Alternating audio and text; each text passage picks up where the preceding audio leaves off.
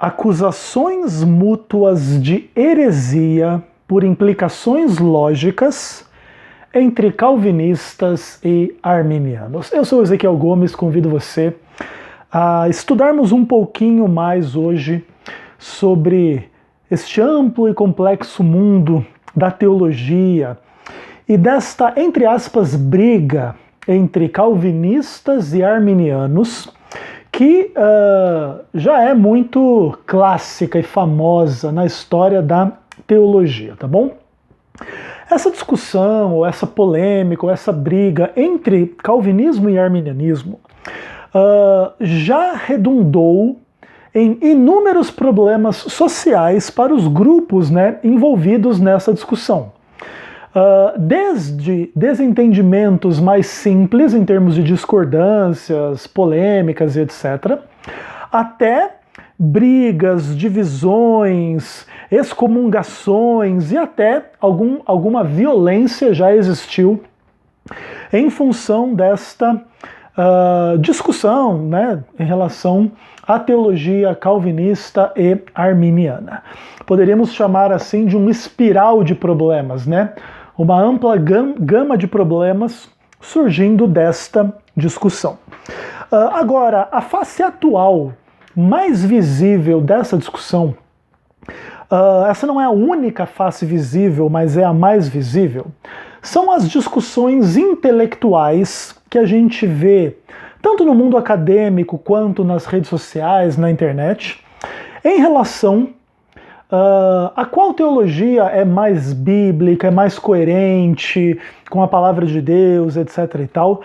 E a gente já percebe que essa discussão do calvinismo e do arminianismo é uma discussão muito ampla.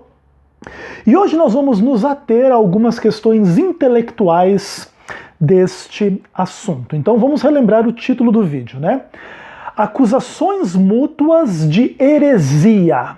O que é heresia? Bom, heresia é uma questão séria dentro da mentalidade religiosa, Então vamos pensar que os calvinistas, os arminianos são pessoas religiosas que buscam uma vida espiritual, uma vida de conhecimento e prática dos ensinos espirituais da Bíblia e etc. Então, para um grupo que valoriza a verdade, a espiritualidade, a fé, o amor, o conhecimento bíblico, a acusação de heresia é uma acusação séria. Agora, também temos que lembrar que todo mundo é herege à luz de uma fé contrária, e sempre há uma fé contrária, não importa em que você creia. Alguém vai crer o contrário de você e diferente de você. Então, sempre todo mundo será herege à luz da fé do outro. E, obviamente, o outro será herege à luz da nossa fé. Isso é normal, então a discussão ela não precisa se tornar infrutífera em nome da acusação de heresia. É verdade que, por exemplo, arminianismo e calvinismo são interpretações diferentes da fé cristã que lutam por predominância no contexto mais amplo possível e por 1000 razões. Os calvinistas e os arminianos, ambos os grupos, pensam de forma diferente e ambos lutam para prevalecer, para que o seu entendimento prevaleça em sentidos amplos e por 1000 razões. Por exemplo, dos lados das razões positivas, tanto arminianos quanto calvinistas desejam que o seu sistema teológico prevaleça sobre o outro, porque creem que o seu sistema é mais bíblico, mais coerente com a fé, com o amor, com a missão, com a verdade, questões positivas, certo?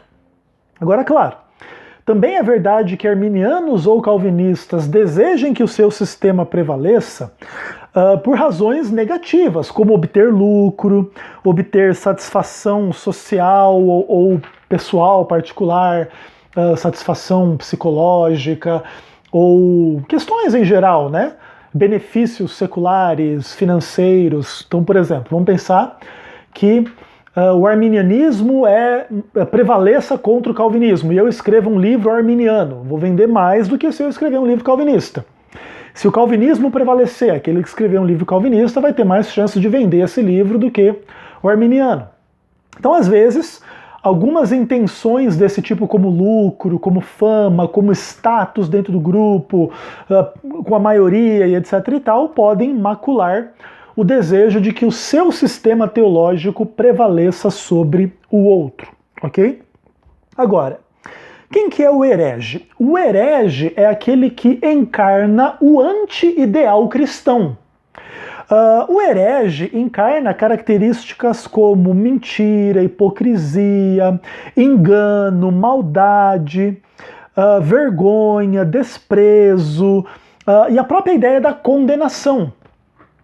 O herege é um mentiroso, é um falso, é um hipócrita, é uma pessoa que você deve desprezar, é uma pessoa que será condenada, é uma pessoa que está alinhada com o mal, mesmo que esse mal seja sutil, ele é mal, e a ideia da hipocrisia, do farisaísmo e etc, né? Então, o herege, ele encarna todo esse anti-ideal do cristão, que conhece a verdade, que ama a verdade, que prega a verdade com convicção, etc e tal. E ninguém quer ser herege nessa história. Agora, calvinistas e arminianos se acusam mutuamente de serem hereges. Então, para os calvinistas, os arminianos são hereges, e para os arminianos, os calvinistas é que são os hereges. Claro, entre alguns calvinistas e alguns arminianos, existe aparentemente um pacto de não agressão, onde alguns dizem assim, não, por exemplo, o arminiano diz, o calvinismo não é uma heresia, é apenas um erro teológico. Erro teológico é um grau menor de problema do que heresia. Ou um calvinista que vai dizer a mesma coisa, não, o arminianismo não é uma heresia, é somente um erro teológico. Agora, eu creio que essa ideia não resolve o cerne do problema. No fim das contas, todos querem estar do lado da verdade, do lado correto, não do lado do erro teológico, ok? Do lado que está equivocado. E isso, obviamente, por razões espirituais, mas também por razões psicológicas e sociológicas, né? As pessoas, elas precisam desse senso de pertencimento ao que é positivo, ao que é verdadeiro, ao que é real, ao que é nobre, ao que é bom, ao que é puro. As pessoas têm dificuldade de admitirem que elas estão do lado enganado, maldoso, hipócrita, corrupto, errado, condenado, etc. e tal. Isso não quer dizer que calvinistas e arminianos não possam crer que são pecadores e cometem muitos erros. Eu creio que ambos os grupos admitem erros, falhas e pecados.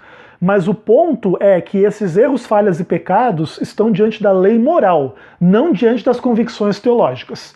Ninguém admite estar do lado errado de uma convicção teológica, porque senão abandonaria esta convicção teológica para estar do outro lado da discussão. Então, por exemplo, se na discussão entre calvinismo e arminianismo eu creio que o lado arminiano é o lado equivocado, eu me alinharei com o lado calvinista, natural. E vice-versa, etc, ok? Agora sim, olha, geralmente, como é que a heresia é entendida? Como uma afronta explícita à verdade. Então, por exemplo, o camarada que diz que Deus não existe, que Jesus não salva, que o Espírito Santo não existe, que a Bíblia não é a palavra de Deus, que a criação é um mito, e inúmeras afirmações assim, né, categóricas, radicais e contrárias à fé cristã, geralmente são designadas como heresia, né? A heresia, então, tudo isso que eu falei é heresia. Não crer em Deus, não crer em Cristo, não crer no Espírito, não crer na palavra, não crer na criação, não crer na graça, na salvação, etc. Ok? Então, a negação direta e explícita das verdades bíblicas torna aquele que assim nega essas verdades um herege. Beleza. Só que as heresias, elas podem ser mais controversas à luz de questões bíblicas mais específicas. Imagine o seguinte. Imagine uma igreja que ensina assim: As mulheres que não usam o véu, segundo 1 Coríntios 11, são igrejas heréticas. Interessante, né? Está se pegando um texto bíblico lá em 1 Coríntios 11, onde Paulo diz que as mulheres deveriam usar véu, em sinal ali de submissão à autoridade dos homens, dos anjos, sei lá do que, etc. E aí uma igreja pega essa informação e diz assim, ó, igreja que não ensina a mulher a usar o véu no culto é uma igreja herética. Por exemplo, a Bíblia fala sobre dízimo, tanto no Antigo Testamento quanto no Novo. Claro, existem muitas polêmicas sobre dízimo. E aí imagina, alguma igreja pode dizer o seguinte, igreja que não ensina o dízimo é uma igreja herética. Cristão que não ensina o dízimo é um cristão herege. Por exemplo, a Bíblia traz algumas coisas assim sobre uso de joias, por exemplo, né? Em muitos contextos, Deus mandou as mulheres arrancarem as joias. Então alguma igreja pode pegar essa ideia e dizer o seguinte, não, a igreja que não ensina as mulheres que elas não podem usar joias e ser cristãs ao mesmo tempo, é uma igreja herética, né? Mundana, etc. e tal. E aí vocês percebem, né? Por exemplo, lá na Bíblia diz para guardar o sábado, lá nos 10 mandamentos.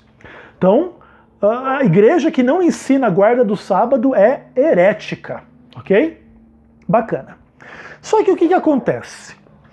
Todos esses ensinamentos são polêmicos e existem pessoas que acreditam, dentro de um contexto cristão, no contrário destas questões bíblicas. Então, existem muitas igrejas que não acreditam na obrigatoriedade das mulheres usarem o véu, nem de que as mulheres são obrigadas a não usarem joias para poderem ser cristãs, nem que o dízimo é obrigatório, nem que a guarda do sábado é obrigatória. E, aliás, a conclusão dessas igrejas ou desses cristãos que pensam dessa forma é até interessante. Quem ensina que deve usar o véu é herege.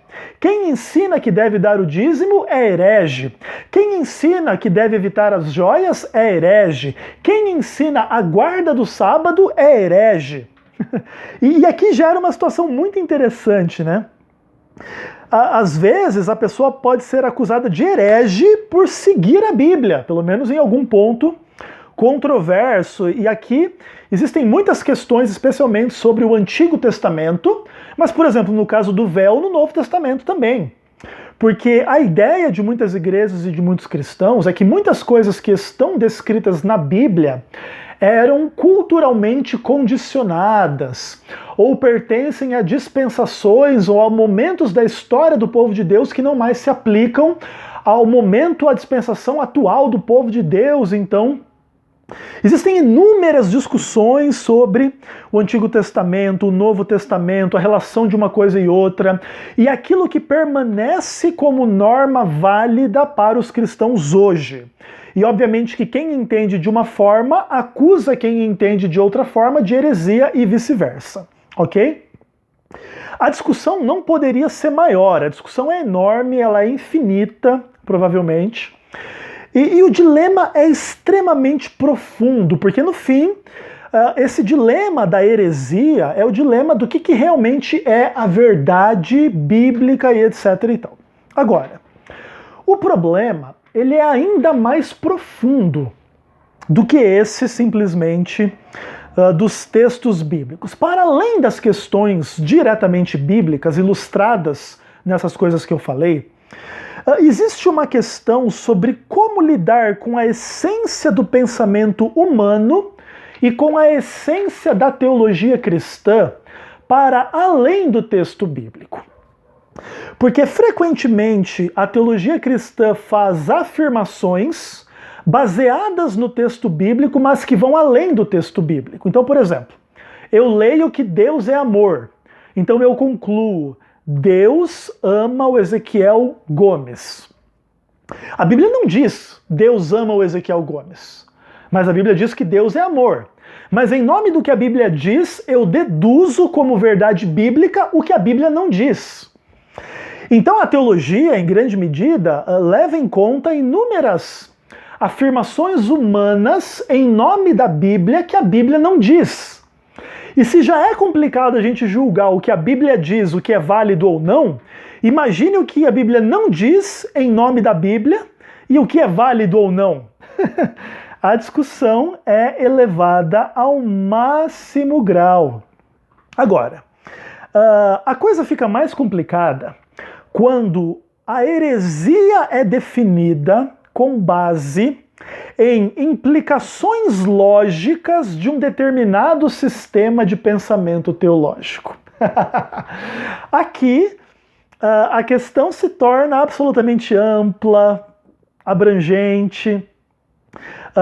E, por exemplo, né, o sistema teológico, a teologia sistemática, vai muito além da teologia bíblica, apesar de incluir a teologia bíblica. Então imagine você fazer uma exegese sobre todos os textos sobre Deus, todos os seus atributos, todas as suas ações, todas as suas características, todos os seus nomes, todas as suas manifestações, como que é, como que não é.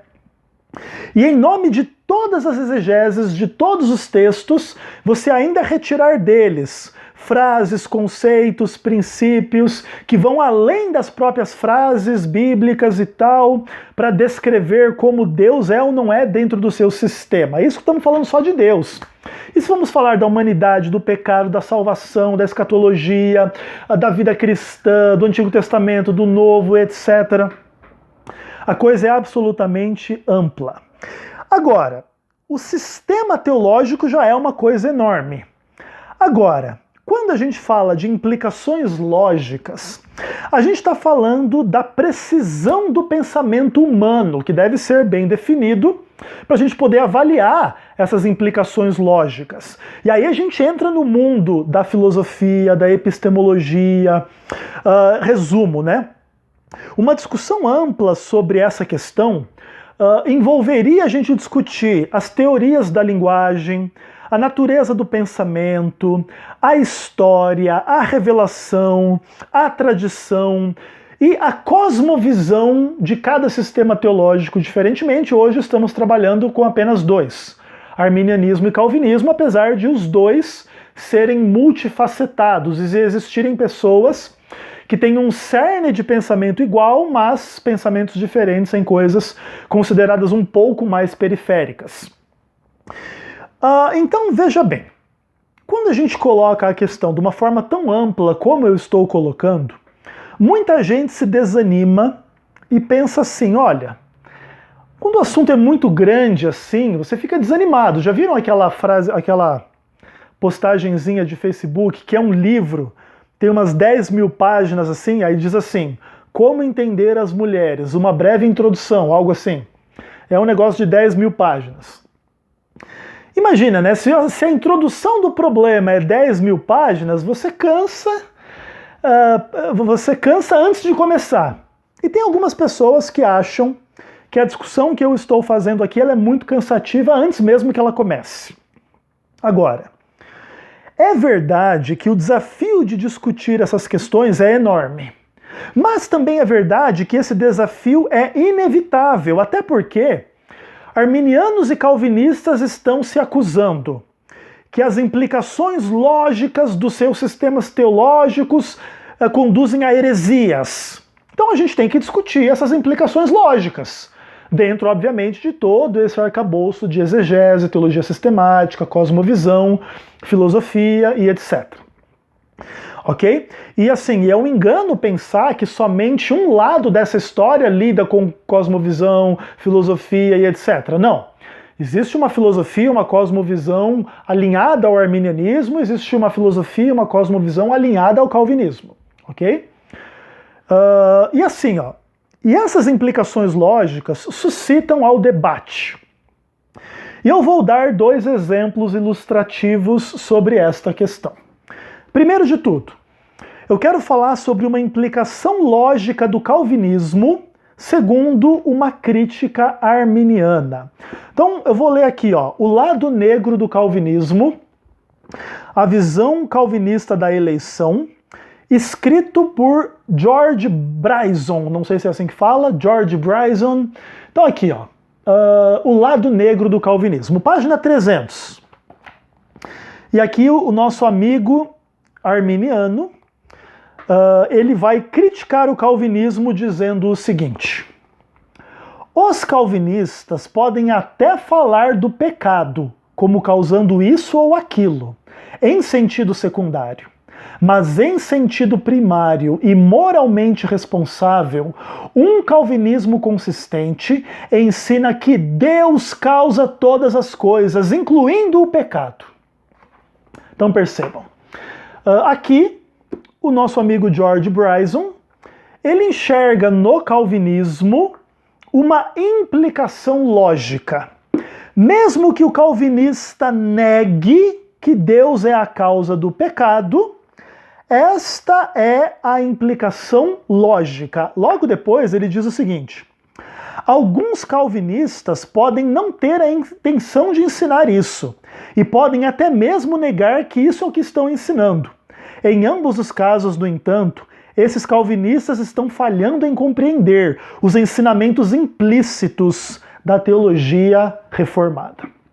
Então, George Bryson enxerga no calvinismo a implicação de que Deus é a causa do pecado, da desgraça, do sofrimento, da descrença, de todo mal, em sentido primeiro e último, porque Deus é a causa de tudo, a soberania exaustiva, absoluta, etc e tal, ninguém pode resistir à vontade de Deus. E se Deus não tem a vontade revelada que o mal existe, ele tem a vontade secreta, e nessa vontade secreta Deus é irresistível, absoluto, não pergunta nada para ninguém, não tá nem aí com o sofrimento ou com o mal, com o pecado de ninguém, ele quer que as coisas sejam como são, e elas são como são, e ponto final. E essas são implicações lógicas do calvinismo na mente do arminiano, e não adianta negar, é a conclusão lógica, o ensinamento implícito e etc e tal. Beleza. Agora, eu vou falar um pouquinho do outro lado da moeda. Vou falar de uma implicação lógica do arminianismo, segundo a crítica calvinista. Aqui, ó. Teologia Sistemática de Franklin Ferreira e Alan Miatti. Esses dias eu fiz um vídeo sobre essa teologia, falando da teologia arminiana dentro desta visão calvinista aqui que eles têm. E hoje eu vou retomar alguma coisa, mas não vou repetir as coisas que já coloquei. Eu só vou simplesmente ilustrar a discussão que estamos tendo aqui. O calvinista enxergando implicações heréticas na teologia arminiana. Ele diz o seguinte: o entendimento de John Wesley sobre a obra da salvação era basicamente arminiano. Wesley, como arminiano, não estava de acordo com os reformadores sobre a questão do livre-arbítrio e a capacidade do homem para crer no Evangelho. Para Wesley, a graça preveniente era o meio de se vencer o problema da incapacidade do homem natural por causa da queda. Ele entendeu que a graça preveniente não era algo irresistível que agisse nos eleitos para levá-los à salvação, como Agostinho ensinava. O conceito metodista da graça preveniente é parecido com o conceito reformado da graça comum, que é derramada sobre todos os homens. A diferença é que para Wesley esta graça inclui a restauração da capacidade das pessoas empregarem seu livre-arbítrio para crer ou para rejeitar o Evangelho. Esta graça também inclui o perdão pelo pecado de Adão, de modo que cada pessoa somente é responsável pelos pecados que ela comete conscientemente. A graça preveniente providencia para que cada pessoa comece do zero, sem pecado. Como diz Leo G. Cox, os seguidores de John Wesley acreditam que a graça preveniente capacita a pessoa a se arrepender e a crer, uma vez que o homem pode recusar ou aceitar mais graça. Sua salvação depende da fé que ele tem em Cristo, e não de algum decreto eterno, sendo que essa fé é uma atividade da parte do homem. Aqui, de forma explícita, os nossos amigos calvinistas dizem que o entendimento da obra da salvação arminiano tem implicações heréticas em relação à doutrina do pecado, ao entendimento tradicional de Agostinho, à ideia do livre-arbítrio, da capacidade de crer ou rejeitar o evangelho, e de que o homem se torna a parte ativa final na sua salvação, porque a fé é uma atividade que parte do homem, etc. e tal. E essa é uma acusação muito comum, né? Os calvinistas acusam os arminianos de que na teologia arminiana o homem salva a si mesmo, por si mesmo. Deus não salva. Deus, no máximo, ajuda o homem a se salvar. E não adianta negar, essa é a implicação lógica do arminianismo. O arminianismo é assim, e etc. e tal. Bom, diante desse quadro, vamos entender uma coisa. As explicações de tais grupos ao grupo crítico, então, por exemplo, o calvinista vai se explicar para o arminiano, ou o arminiano vai se explicar para o calvinista. Essas explicações, elas enfrentam um problema. Existe uma hermenêutica de suspeita e uma indisposição em admitir o entendimento do outro da parte do grupo crítico. O calvinista suspeita da teologia arminiana e não admite as conclusões do teólogo arminiano. E o contrário também é verdade. O teólogo arminiano ele tem uma suspeita com o calvinismo e ele não admite as lógicas e as explicações e as conclusões do calvinismo. Independentemente do nível de coerência de cada explicação, calvinistas negam que Deus é o autor do pecado e arminianos negam que a salvação é puramente um ato humano, simplesmente com a ajuda de Deus.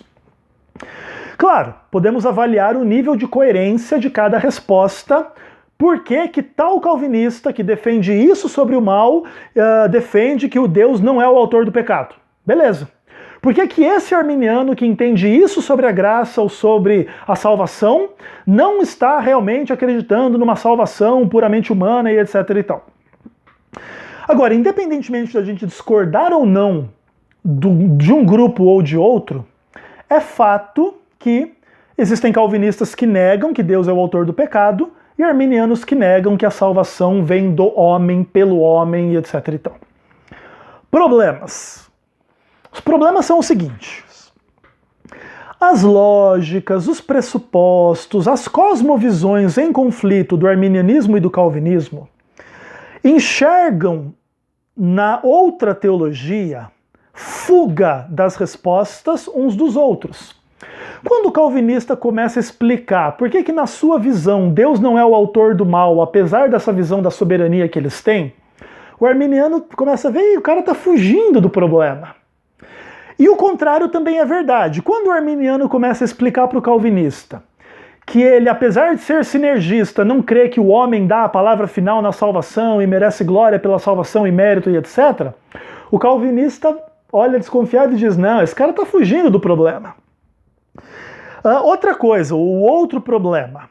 Representantes radicais de uma ou de outra tradição acabam que parecem confirmar os temores críticos de cada grupo contrário. Então, por exemplo, o hipercalvinista maluco lá, o Cheung, por exemplo, da vida, confirma os temores arminianos. E o Cheung escreve um livro, sei lá, Deus é o autor do pecado. Pronto. O arminianismo pega isso, o calvinista radical, e diz, tá vendo? Essa implicação lógica, tanto que tem um calvinista que ensina isso aí. Olha aí, ó, tá vendo? Agora, pega um arminiano muito maluco, que crê em teísmo aberto, que nem Deus sabe o futuro, de tão livre que o ser humano é, para se salvar, para escolher o seu destino e etc e tal. Aí o calvinista diz, tá vendo? Olha aí, o arminianismo conduz a isso. Veja, e aqui é o problema, aqui é a introdução do problema. Agora, será que existe luz no fim do túnel para esse debate? Eu gostaria de propor, para finalizar o meu vídeo, algumas questões aqui. A primeira delas é a seguinte. A existência de defesas ou críticas, argumentações ou refutações a favor ou contra cada uma das duas visões, não garantem a veracidade ou a falsidade de nenhuma delas. Olha aqui, ó, tem 1000 livros defendendo o calvinismo. Isso não prova que o calvinismo é verdade, porque também tem 1000 livros defendendo o arminianismo. E isso também não prova que o arminianismo é verdade. Ah, tem 1000 livros calvinistas refutando o arminianismo. Ah, isso prova que o arminianismo está errado. Não, porque existem 1000 livros arminianos refutando o calvinista também. E isso não prova que o calvinismo está errado. Então, a existência de calvinistas e arminianos não prova nem que um nem que outro está certo ou errado. Segundo ponto, se alguém quiser fazer uma discussão do mérito ou dos méritos de cada discussão entre arminianos e calvinistas, precisa seguir alguns passos. Primeiro, estabelecer qual é o ensino específico da parte do calvinista ou do arminiano. O calvinista ensina isso. Pá, beleza. Aí o arminiano vai fazer a crítica ao entendimento do calvinista. Depois dessa crítica arminiana ao calvinismo, o calvinista vai ouvir e vai oferecer uma resposta à crítica arminiana. E à luz deste diálogo, calvinistas e arminianos vão avaliar suas conclusões, suas respostas, seus entendimentos à luz da palavra de Deus. Ponto. Essa dialética, ela deve acontecer indefinidamente. Sempre que uma nova objeção surgir, ela deve ser proposta ao grupo contrário para que a avalie e a responda nos seus próprios termos. E aí cada grupo vai avaliando o seu entendimento e o entendimento do outro à luz da palavra de Deus. Agora, terceiro ponto. O apelo à Bíblia só se torna inapelável ou assim resolutivo de uma discussão quando tudo que a Bíblia diz é coerentemente tratado e interpretado dentro daquela discussão. Por exemplo, não basta o calvinista apelar para Isaías 45, verso 7, para dizer que Deus criou o mal. Ah, porque aqui está escrito, Deus criou o mal, ponto. Acabou a discussão porque a Bíblia definiu. Deus é o autor do mal. Aleluia. Alguns, né? Deus nos livre. Agora, tem que avaliar. Além de avaliar a própria exegese de Isaías 45, 7, temos que lidar com os inúmeros textos bíblicos onde Deus condena o mal, Deus se opõe ao mal, ou a Bíblia atribui o mal ao homem ou ao diabo e etc. E aí, quando a gente avaliar tudo o que a Bíblia diz sobre o mal, se em algum ponto o que o arminiano ou o que o calvinista diz fere o que a Bíblia diz, aí esse entendimento deve ser revisto. Ou seja, não basta apelar para um texto bíblico ou para 1000 textos bíblicos. Se tiver 2000 textos bíblicos sobre aquilo e esses outros 1000, entre aspas, estiverem numa certa tensão em relação aos primeiros 1000. Ou seja, a Bíblia está cheia de aparentes tensões, aparentes contradições, etc. Então, temos que avaliar essa questão não simplesmente por um texto bíblico, mas por todos. Outra coisa, não basta o arminiano apelar para 1 Timóteo capítulo 4, verso 16, e lá está escrito, salvarás a ti mesmo e os teus ouvintes. Se ele não lidar com toda a questão da salvação pela graça, da salvação como obra divina, Paulo diz lá, né, salvarás a ti mesmo, mas ele também diz, salvação é pela graça mediante a fé e não vem de vós. E aqui a gente já percebe que essa questão das aparentes ambiguidades ou aparentes contradições entre certos textos bíblicos em determinados contextos, nos impede de usar uma lógica muito estreita, muito fundamentalista em relação às frases bíblicas, porque em algum momento as implicações dessas frases vão entrar em contradição umas com as outras. Por exemplo, mais uma vez, nesse caso, salvarás a ti mesmo. Então alguém poderia enxergar a implicação, eu me salvo, eu tenho capacidade de me salvar, eu sou responsável pela minha salvação, Deus não tem nada a ver com isso, e etc. Aí o outro lê: sois salvos pela graça mediante a fé, isso não vem de vós. Eu não tenho nada a ver com a salvação, etc e tal, é só a graça, só pela graça, nem a fé não tem nada a ver comigo, para ser só pela graça e etc. Então, em grande medida também, essa discussão, como eu falei, ela é uma discussão sobre a natureza da linguagem e da própria exegese de cada texto e da própria teologia sistemática e da cosmovisão que vai colocar esses textos todos num todo coerente ou não. E é esse não coerente, né, que gera as acusações de heresia e de críticas da parte uns dos outros. A dificuldade é que, geralmente, cada um enxerga só as heresias ou os defeitos no sistema do outro, não no seu próprio. E essa é uma das dificuldades sobre esta questão. Agora, cada argumento nessa ampla discussão entre arminianismo e calvinismo deve ser definido e julgado de acordo com suas próprias lógicas. E, obviamente, em um momento secundário, deve ser julgado à luz da revelação se realmente aquela definição e aquela lógica se encaixam com o que a Bíblia diz, em cada contexto e etc. E aí realmente é o estudo bruto da Bíblia, né? Agora, a gente deve só estudar a Bíblia ou podemos ir para o mundo da lógica, do pensamento, da filosofia? Como é que é? Bom, a lógica pode ser usada, mas se você quiser ir além do senso comum, você tem que se dedicar à matéria da lógica e realmente entender que o pensamento lógico ele tem regras filosóficas, matemáticas, etc., que você deve conhecer. Existem inúmeras escolas de lógica, conhecer as falácias lógicas, etc., para você realmente se aprofundar dentro dessa ideia, se você quiser partir para além da exegese, para a filosofia, para as implicações lógicas do pensamento. Não adianta você ficar simplesmente no senso comum de acusar que, pela lógica, o seu pensamento conduz a isso e aquilo. E aí condena de forma maldosa e falaciosa o pensamento do outro, e que muitas vezes se vai estudar, enxerga essas falácias, esses erros. Então, assim, se quiser lidar com a lógica, tem que se aprofundar na ideia da lógica, e fazendo isso não há problema. A única coisa que se deve evitar é usar a lógica para colocar a revelação em contradição.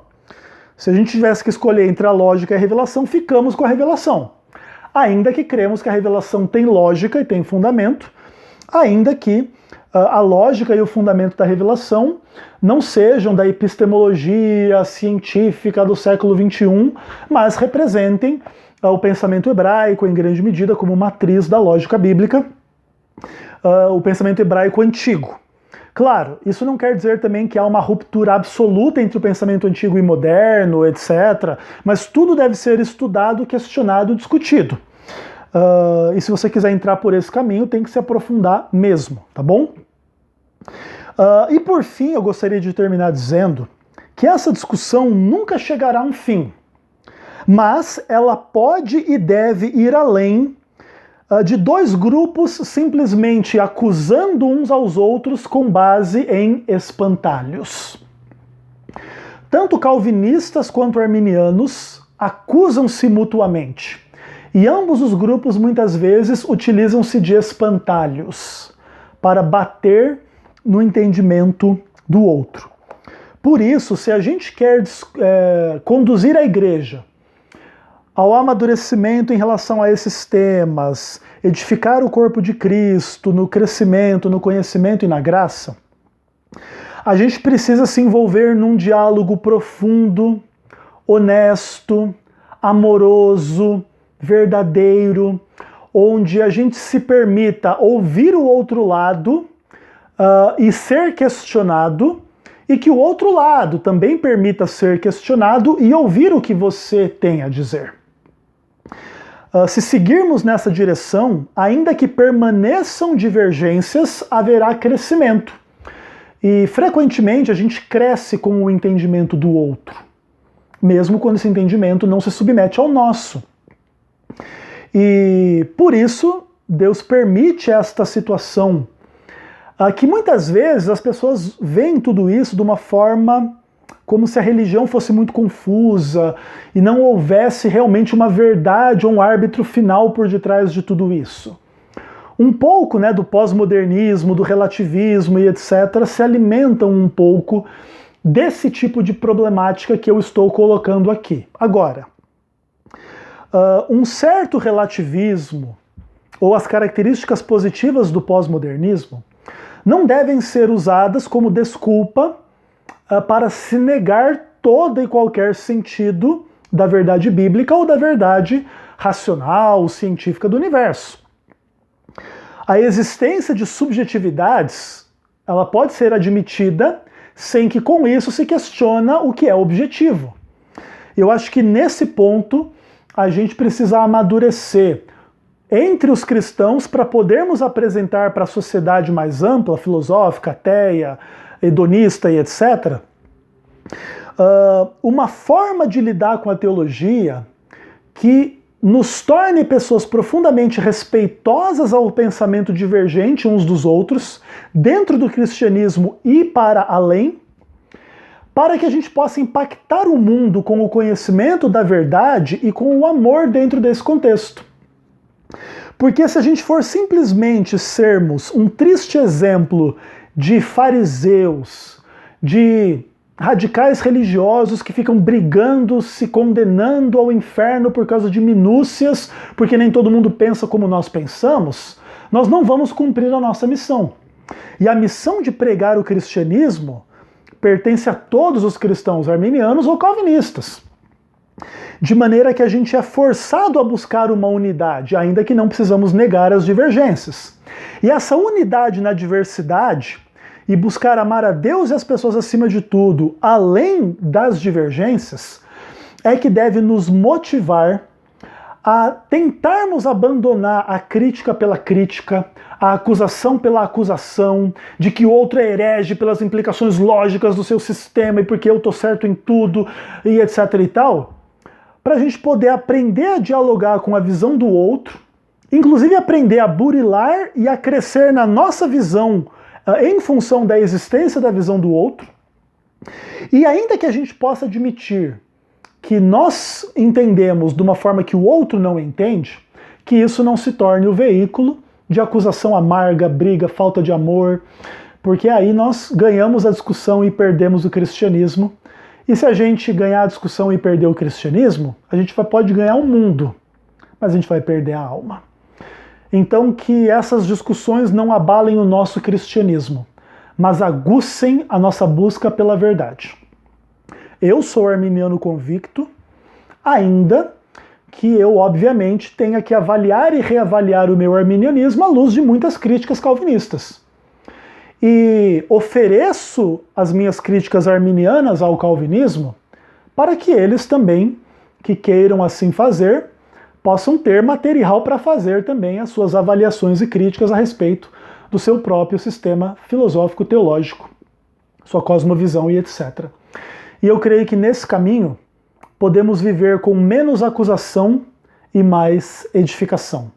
Esse é o meu desejo para esta ampla problemática entre calvinistas e arminianos, ou entre qualquer outra divisão do cristianismo, católicos e evangélicos, seitas ou não seitas, etc. e tal, porque eu creio que esse caminho é o único caminho.